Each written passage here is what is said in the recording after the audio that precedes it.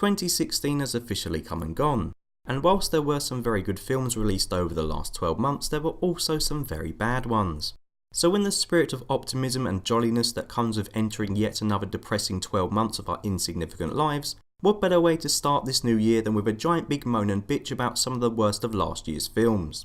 I want to point out that I have only included films in this list that I have paid money to go and watch myself. So although you might believe that the likes of Suicide Squad and 50 Shades of Black are absolutely terrible, for example, due to the fact that I didn't watch them, they won't be on this list as I can't really give my own opinion regarding them. There will be spoilers as well throughout, so you have been warned. Anyway, let's not waste any more time and get straight to number 10. Number 10. Doctor Strange!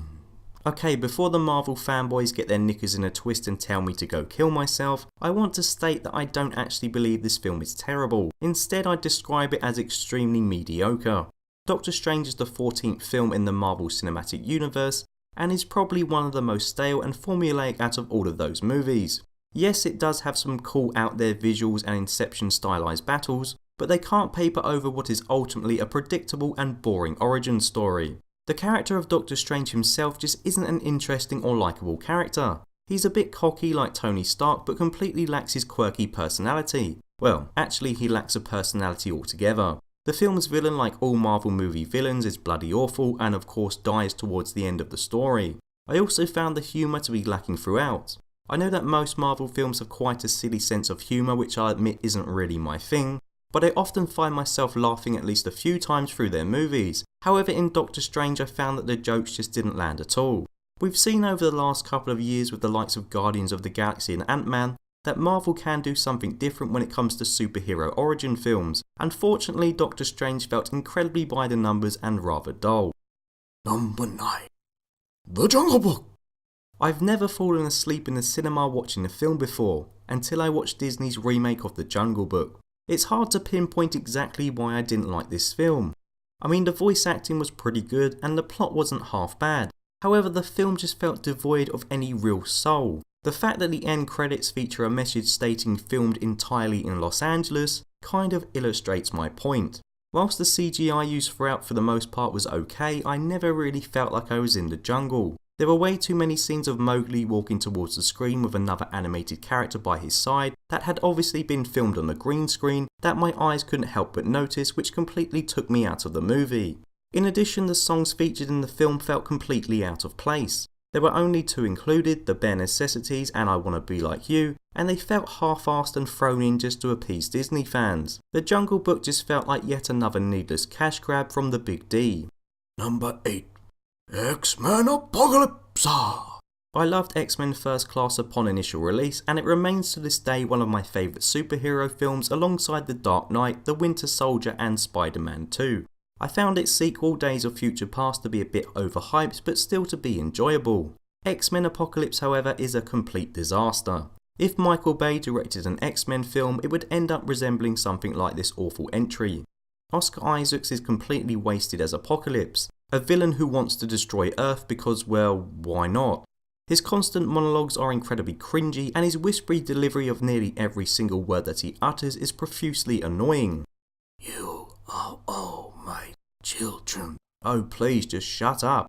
The rest of the characters were also sorely lacking. Arguably the best part of all the X-Men films is witnessing Charles and Eric's relationship develop and viewing their interactions with one another. In Apocalypse, both of the talented actors playing these roles are criminally underused. Michael Fassbender tries his hardest throughout, and although he does provide probably the film's best scene where Magneto is surrounded in the woods, even he just can't elevate the movie above the shitty script that plagues it. There's also just far too many characters and too much going on at once. For example, the whole subplot in which some of the X-Men are captured by Stryker and then run into Wolverine feels thrown in at the last moment. In terms of the plot and pacing of the film, it doesn't really make any sense at all.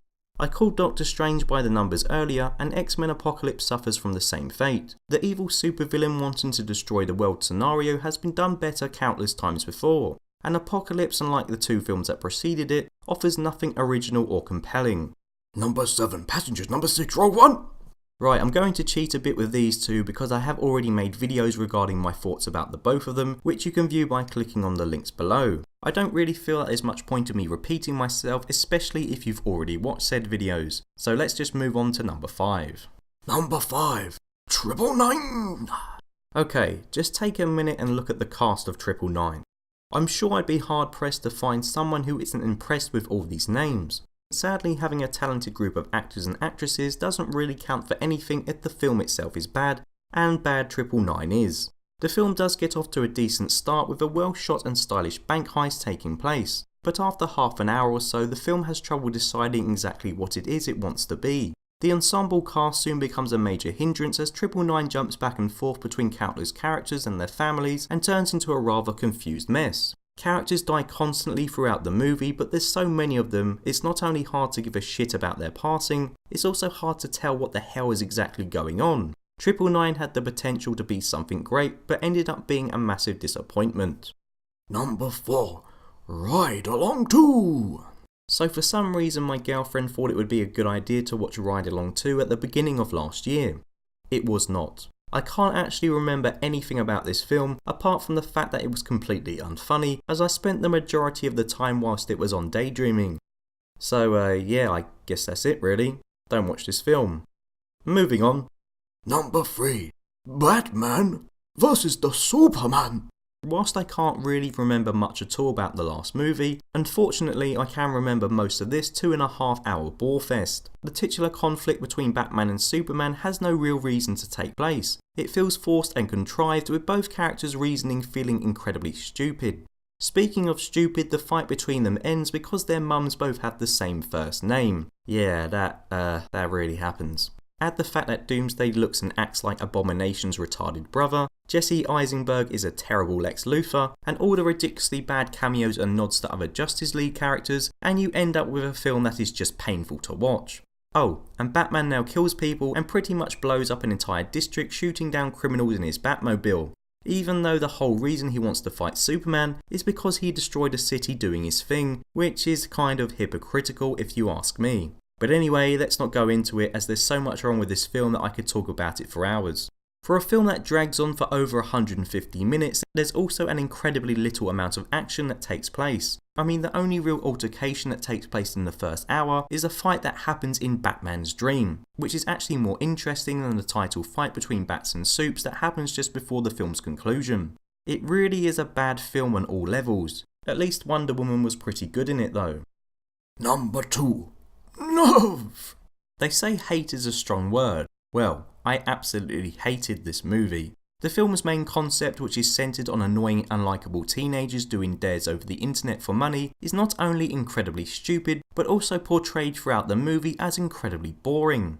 Don't believe me? Well, let me give you some examples of the breathtaking, heart-pounding dares that Nerve features, such as a girl getting a tattoo, a girl trying on a dress, a girl kissing a stranger. My God, I cannot cope with how extreme this movie is. Look, let's be honest for a moment here. The internet is full of weirdos, like me. So if you were to give potentially thousands or even millions of people the ability to dare people over the web, the dares would probably consist of strange random things such as headbutting a microwave, stabbing oneself with a fork in the eye, or eating some testicles. Now, I'm not saying I'd like to see any of these things take place on the big screen, but the point I'm trying to make is that for a film that is called Nerve, the majority of the dares shown are incredibly tame and tedious. Things only get interesting and dangerous during the last quarter of the film, at which point I couldn't care less about any of the characters anyway, and just wanted them all to die. Unfortunately, they didn't die, which was very disappointing. This film is horrible, and it was only prevented being my number 1 worst film by this next atrocity. Number 1. The Sausage Party? Oh yes. I'm just going to throw this out there straight away so you all know. I do not get Seth Rogen at all. I have no idea how this man is so popular. To me, he is criminally unfunny. He's only starred in one film that I like, that being Superbad, and it probably helped that he didn't actually get much screen time in that movie. If you like sitting through the same tired stoner jokes that plague all his other films, then maybe unlike me you'll like Sausage Party. However, I just didn't find the film funny at all. And for a matter of fact, neither did anyone in my screening of it. Honestly, you could have heard a pin drop whilst this film was playing, and there are quite a lot of people watching it.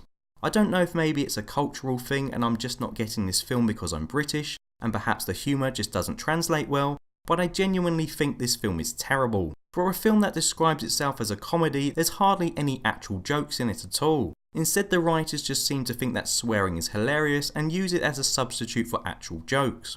Calling someone a stupid cunt isn't comedy. If it was, Danny Dyer would be the most funniest man in Britain. Don't worry, American viewers, if that reference goes completely over your heads. I really am confused and at a loss to explain why this movie has received so much praise. To me, it really is one of the worst films I've ever seen. And I'm not saying this because I'm a prude or because I found the film to be offensive. I have quite a dry, dark sense of humour, and I'm willing to laugh at a lot of things that most probably think crosses the line. The truth is, this movie just didn't make me laugh once, which is a shame because I thought the trailer for it was actually pretty decent. This film was by far the most mundane, mind-numbing experience that I had to sit through last year. So there you have it, the list is complete. Please let me know the worst films you viewed last year in the comments below. A big thank you to all those who have subscribed recently and all those who continue to support this channel. Until next time, goodbye.